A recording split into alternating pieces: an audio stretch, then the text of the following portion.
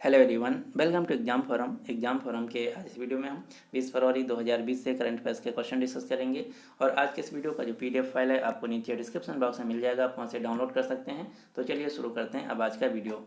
आज का पहला क्वेश्चन है, हाल ही में दिल्ली पुलिस ने कैब यात्रियों की सुरक्षा को सुनिश्चित करने के लिए किस कंपनी के साथ समझौता किया है। तो दिल्ली पुलिस ने कैब यात्रियों की सुरक्षा को सुनिश्चित करने के लिए उबर कंपनी के साथ समझौता किया है, यानी कि इस क्वेश्चन का सही आंसर है ए। अब हम जान लेते हैं ये समझौता कैसे काम करेगा।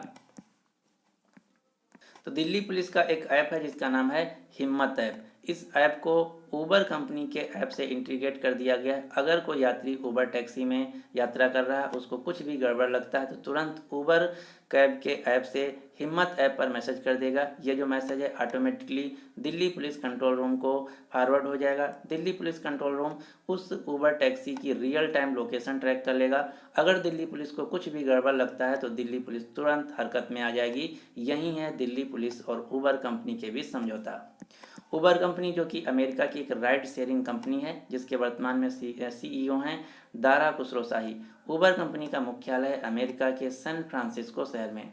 इसके अलावा हाल ही में एक उबर की सहायक कंपनी थी जिसका नाम था उबर ईट्स, जो कि एक फूड डिलीवरी कंपनी थी। अब इसको खरीद लिया है जोमेटो कंपनी ने। जोमेटो कंपनी जो कि एक फूड डिलीवरी कंपनी है जिसका मुख्यालय है गुरुग्राम हरियाणा में। क्वेश्चन नंबर 2 है, हाल ही में निर्यात वस्तुओं के स्रोत का जिलावार डेटा एकत्र करने के लिए किस संगठन ने प्रक्रिया शुरू की है। तो भारत में जितने भी जिले हैं, किस जिले में कौन सा सामान बनाया जाता है, कहाँ पर सामान बेचा जाता है, इन सब का जो डाटा है ये कलेक्ट किया जाएगा सीबीआईसी के द्वारा।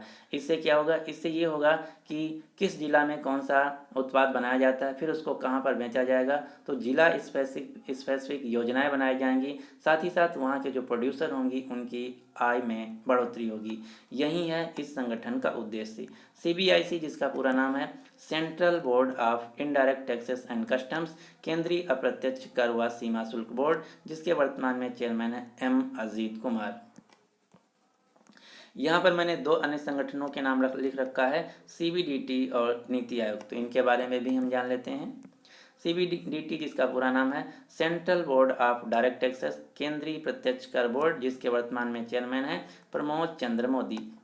नीति आयोग जो कि भारत सरकार का एक थिंक टैंक है, पॉलिसी मेकिंग बॉडी है, जिसके वर्तमान में चेयरमैन है भारत के प्रधानमंत्री नरेंद्र मोदी जी। नीति आयोग के वाइस चेयरमैन है राजीव कुमार, सीईओ हैं अमिताभ कांत। नीति आयोग की स्थापना हुई थी 1 जनवरी 2015 को। नीति आयोग का मुख्यालय है नई दिल्ली में। क्वेश्चन नंबर 3 है, हाल ही में 15वें वित्त आयोग ने किसकी अध्यक्षता में कृषि निर्यात पर उच्च स्तरीय विशेष समूह का गठन किया है। तो कृषि निर्यात पर एक विशेष प्रकार की समूह का गठन किया गया है 15वें वित्त आयोग के द्वारा संजीव पुरी की अध्यक्षता में, यानी कि इस क्वेश्चन का सही आंसर है सी। इस संगठन का, इस समूह का, इस कमेटी का काम होगा कि 2021 से लेकर 2026 तक कृषि सुधार व निर्यात को बढ़ावा देने के लिए राज्य सरकारों को प्रदर्शन आधारित इंसेंटिव देने के लिए सुझाव देना।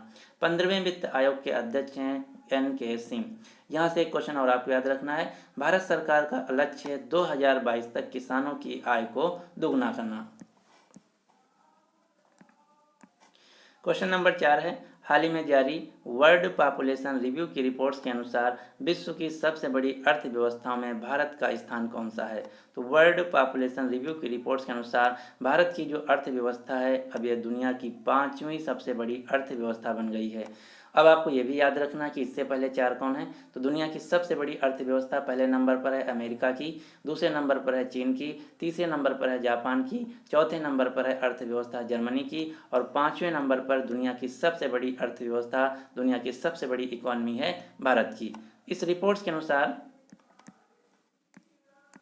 2019 में जो भारत की अर्थव्यवस्था है ये दुनिया की 5वीं सबसे बड़ी अर्थव्यवस्था बन गई है। भारत की कुल जीडीपी है $2.94 ट्रिलियन। अगर बात की जाए भारत ने किन देशों को पछाड़ा है, तो भारत पहले 7वें नंबर पे था, 7वें नंबर से जंप करके 5वें नंबर पर पहुंच गया है। तो भारत ने यूनाइटेड किंगडम और फ्रांस देश को अर्थव्यवस्था में पीछे छोड़ दिया है। इस रिपोर्ट के अनुसार अमेरिका की जो अर्थव्यवस्था है पिछले 149 वर्षों से पहले नंबर पर है। अमेरिका की वर्तमान में जो टोटल जीडीपी है ये है $21.44 ट्रिलियन। यहाँ से एक क्वेश्चन और आपको याद रखना है। भारत सरकार का लक्ष्य है कि 2024 फाइनेंशियल ईयर तक भारत की जो जीडीपी है, अर्थव्यवस्था है, इसको 5 ट्रिलियन डॉलर की इकोनॉमी बनाना है। ये क्वेश्चन मोस्ट इंपॉर्टेंट आपको याद रखना है।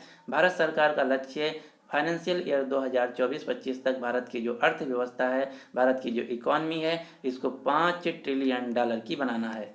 जबकि अभी भारत की जो अर्थव्यवस्था है, जीडीपी, ये 2.994 ट्रिलियन डॉलर की है, यानी कि जस्ट डबल करना है। क्वेश्चन नंबर 5 है, फीफा अंडर 17 महिला फुटबॉल विश्व कप 2020 कितने भारतीय शहरों में खेला जाएगा? तो आप सभी को पता होगा, फीफा अंडर 17 महिला फुटबॉल विश्व कप जो है ये 2020 में यानी कि इस साल भारत में खेला जाएगा। तो यहाँ क्वेश्चन पूछा जा रहा है कितने शहरों में खेला जाएगा। तो ये टोटल 5 शहरों में खेला जाएगा। कहाँ कहाँ? अहमदाबाद, भुवनेश्वर, गुवाहाटी, कोलकाता और नवी मुंबई।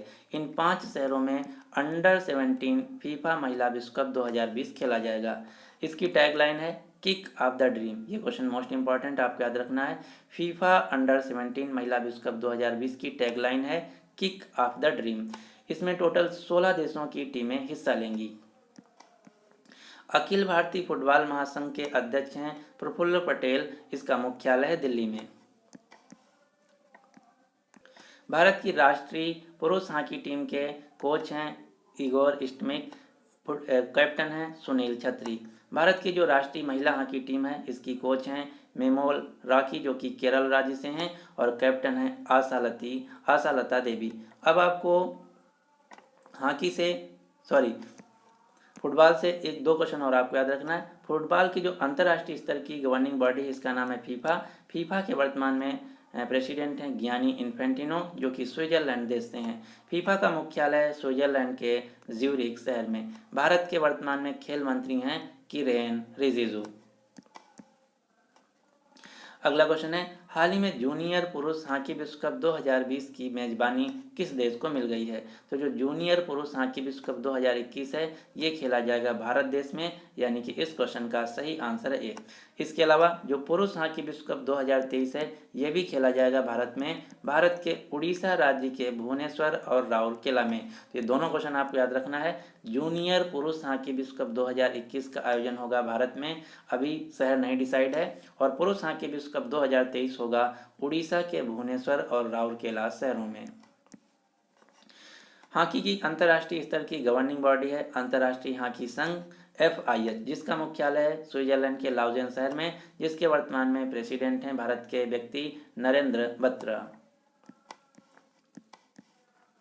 अब आपको हॉकी से रिलेटेड 3-4 क्वेश्चन याद रखना है। हाल ही में अंतर्राष्ट्रीय हॉकी संघ ने भारत के मनप्रीत सिंह को प्लेयर ऑफ द ईयर पुरस्कार से सम्मानित किया है। जो मनप्रीत सिंह है, ये भारत की राष्ट्रीय हॉकी टीम के कैप्टन भी हैं। इसके अलावा भारत की लाल रेमसियामी को महिला वर्ग में, विवेक सागर को पुरुष वर्ग में अंतर्राष्ट्रीय हॉकी संघ ने rising star of the year चुना है। Rising star of the year पुरस्कार से सम्मानित किया गया है। इसके अलावा भारत की जो रानी रामपाल हैं, इनको world games athlete of the year पुरस्कार 2019 से सम्मानित किया गया है। जो रानी रामपाल हैं, इनको क्वीन ऑफ इंडियन हॉकी के नाम से भी जाना जाता है। भारत के राष्ट्रीय पुरुष हॉकी टीम के कैप्टन हैं मनप्रीत सिंह, जो कि पंजाब राज्य से हैं। कोच हैं ग्राहम रीड, जो कि ऑस्ट्रेलिया देश से हैं। राष्ट्रीय महिला हॉकी टीम के कैप्टन हैं रानी रामपाल, जो कि हरियाणा राज्य से हैं। कोच हैं सोड मरीन, जो कि नीदरलैंड देश से हैं। क्वेश्चन नंबर 7 है, हाल ही में 600 किलोमीटर रेंज वाली राद सेकेंड मिसाइल का सफल परीक्षण किस देश के द्वारा किया गया? राद सेकेंड मिसाइल, जो कि एक न्यूक्लियर बैलिस्टिक मिसाइल है, न्यूक्लियर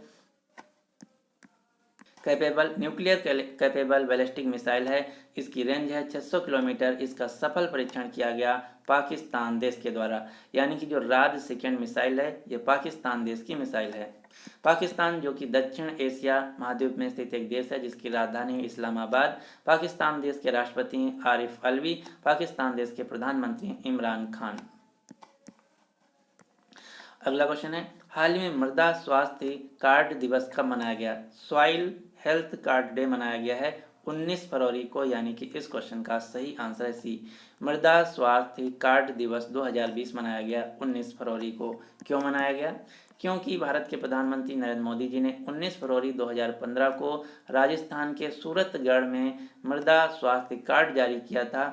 इसी के अवसर पर 19 फरवरी को मनाया गया है सॉइल हेल्थ कार्ड डे, जिसका उद्देश्य है कि किसानों की जो मिट्टी है उसका 2 साल के अंतर पर एक परीक्षण करना, फिर उसको एक कार्ड जारी करना, जिससे कि इससे फ़ायदा क्या होगा, किसान जो हैं अपनी खेती की गुणवत्ता को जान सकेंगे, जिनसे उनकी पैदावार बढ़ सकेगी। यही है मृदा स्वास्थ्य कार्ड, जो कि हाल ही में मनाया गया है। इसके लिए मृदा स्वास्थ्य कार्ड दिवस 19 फरवरी को। अगला क्वेश्चन नंबर 9। हाल ही में प्रसिद्ध महिला गोल्फर मिक्की राइट का निधन हुआ है। आपको बताना है कि मिक्की राइट किस देश की एक मशहूर गोल्फर थी। मिक्की राइट जो कि अमेरिका देश यूनाइटेड स्टेट्स ऑफ अमेरिका की एक प्रसिद्ध गोल्फर थी, इनका हाल ही में निधन हो गया, यानी कि इस क्वेश्चन का सही आंसर है बी। क्वेश्चन नंबर 10 है, अफगानिस्तान देश में हुए राष्ट्रपति चुनाव को किसने जीत लिया है। तो अफगानिस्तान देश में जो राष्ट्रपति चुनाव हुए थे, इनको दोबारा से फिर से जीत लिया है अफगानिस्तान देश के राष्ट्रपति अशरफ घनी ने। अशरफ घनी ने दोबारा से अफगानिस्तान देश के राष्ट्रपति को चुनाव जीत लिया है, यानी कि अब अफगानिस्तान देश के दोबारा से नए राष्ट्रपति बनेंगे अशरफ घनी। अफगानिस्तान देश जिसकी राजधानी है काबुल, अफगानिस्तान देश की मुद्रा है अफगानी। तो ये थे हमारे 20 फरवरी 2020 से करंट अफेयर्स के क्वेश्चन।